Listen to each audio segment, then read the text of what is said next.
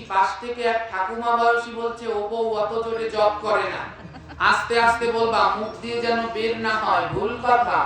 জপ করলে পরে শব্দটা যেন মুখ থেকে বের হয় এবং কানে যেন যায়, বলে কাজ হবে না, নামটা কান পর্যন্ত যেন যায়। এরকম ভুল পদ্ধতি আমরা যেন গ্রহণ না করি। দেখুন, এমন যদি হয়, গুরু বলে, কাঠের মালায় জপ করে কি করবা, মনের মালা জপ করো।